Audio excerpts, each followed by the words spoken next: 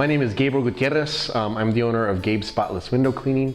We've been in business in the Tucson, Arizona area for 22 years. Back in 2000 was when we started.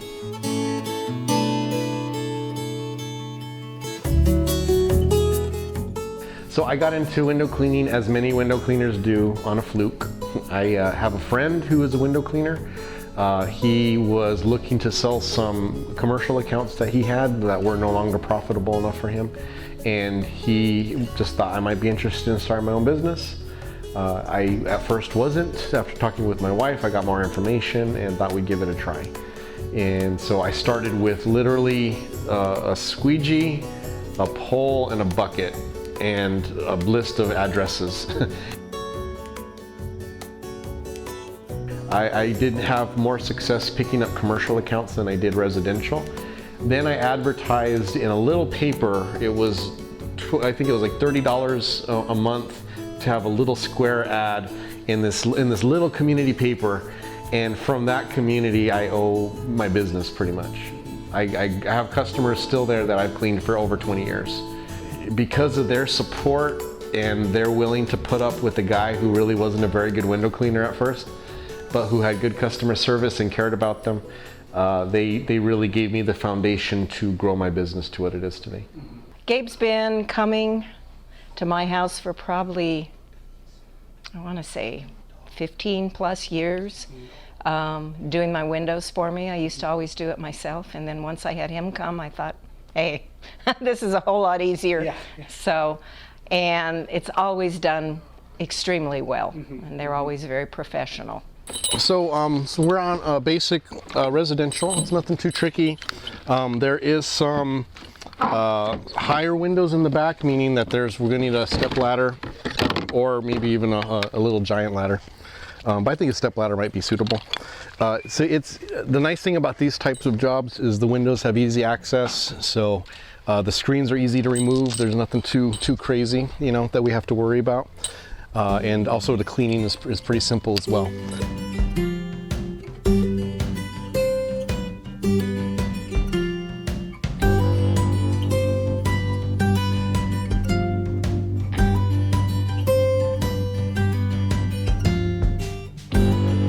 So when I first started out, my business did pretty well. I mean, like I said, I had good customer service and I had really loyal customers, and they, I was doing well. I was doing all right, but it wasn't growing. It was stagnant. I had the same customer base. I was getting new customers, but they weren't coming in real fast.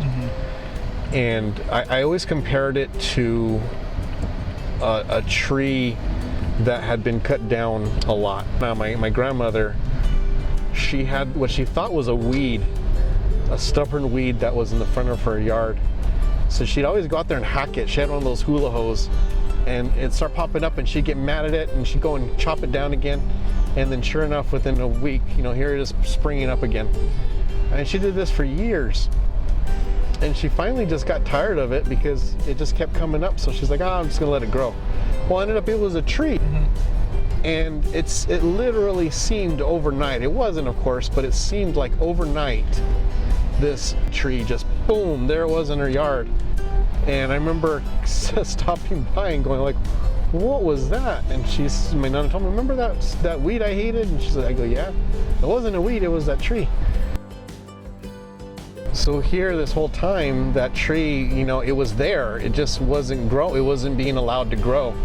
And then as soon as she allowed it to grow, the roots were in place for it to just take off, And that was kind of how my business was. All this time, I kind of had been chopping it down in the sense that I just was neglecting it. I didn't advertise. I didn't ask for business. I never called customers to see, to follow up and, hey, would you like us to clean your windows again? I didn't do a lot of things that were very easy to do. It just never occurred to me to do it. Once I realized, okay, this business has to be more than what it is, I put some effort into it. And it was like my nana, I just stopped. I was now helping the tree instead of chopping it down.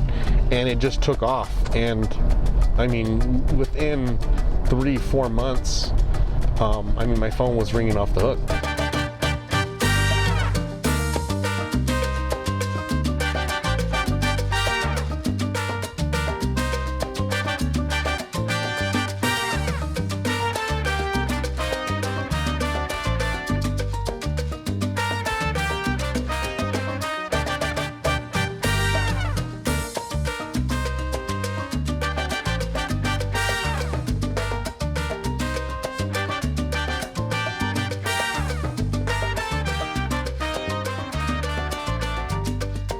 Our techs that have been kind of the pillars of our company have been with us 5-6 years.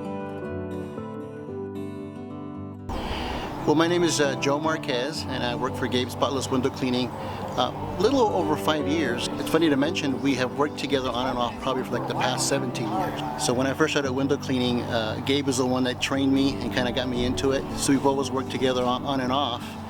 But then I worked for him part-time now for about 5 years. It's been wonderful, because not only am I working with a very good friend, but I'm also working with a very good business person. So he's been a good mentor and a support person, a good boss, a good person to work with, and we have history together, so it's great. There's a lot of camaraderie there. They last because they love the culture, and when they leave, it's not because they're leaving, they don't want to work for us anymore, it's because they've reached the point now where the tree has given them enough to now go on there and they can build their own tree, their own business, their own passion, their own pursuit, and now they can work on there. Now they've become a caretaker of their tree, and that's when I'm the proudest, is when I can feel like I have a role in someone else to pursue their passion in that way. Gabe's great. He's honest, he's reasonable, he's kept his word, which is a hard thing to find these days in employers.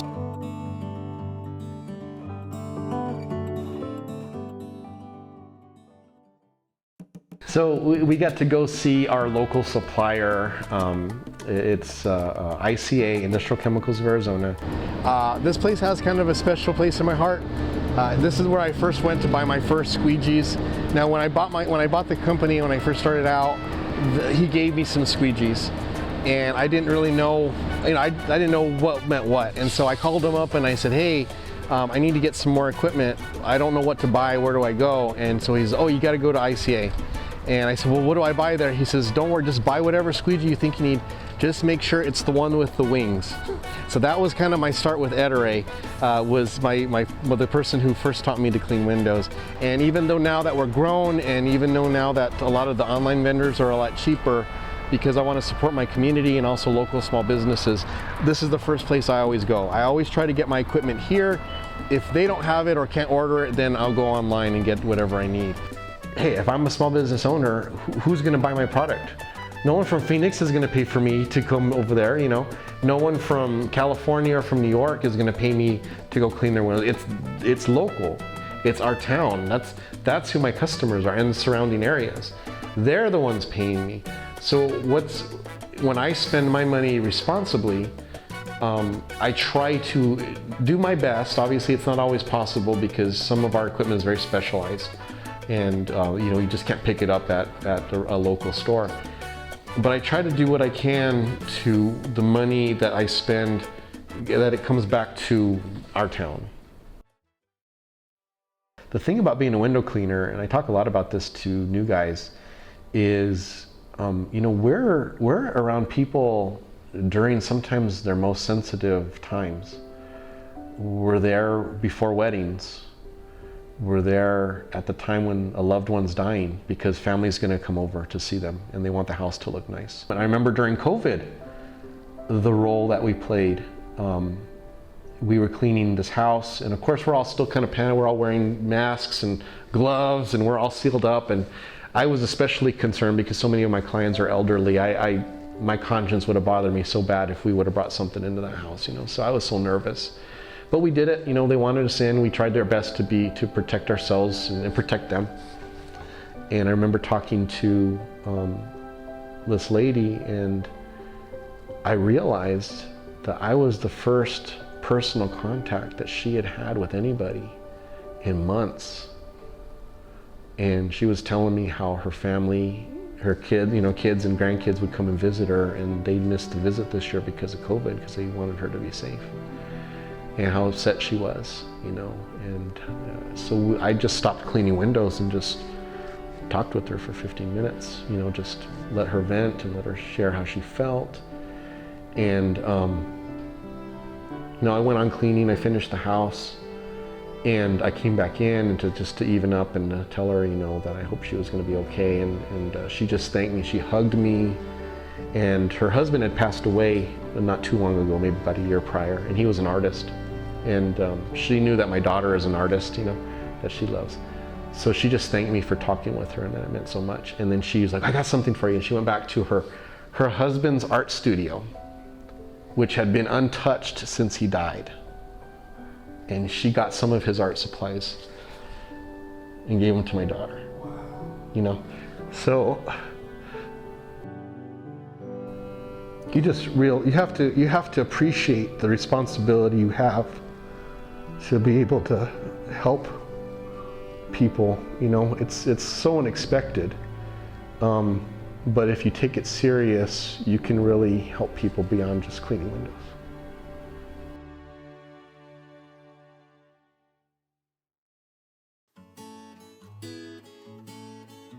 I'm a person who understands the fundamentals of window cleaning.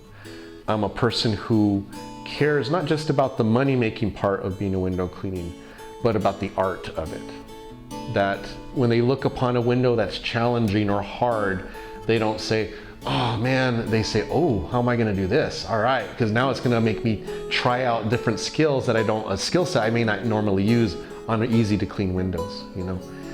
Someone who looks at a tough job as a challenge, you know, and not a challenge to kill themselves, but a challenge, hey, can I meet this goal that for maybe an average window cleaner would be difficult? Can I do it because of the skills that I have, you know? So it's just that pride in the understanding and the knowledge of window cleaning beyond its money-making or tool-assisted work, but it's the skill of both being able to deliver the product, to be able to understand what it takes to deliver the product, and what the reputation you build by consistently delivering that product. You know? And to me, that's what an Ettore Craftsman is someone who goes beyond all the din of the social media and bragging and talking about I've got this many trucks and I make this much money in a day, to someone who ultimately says, I made a promise to my customer, I know how to deliver it. And to me, that's what an Ettore Craftsman is.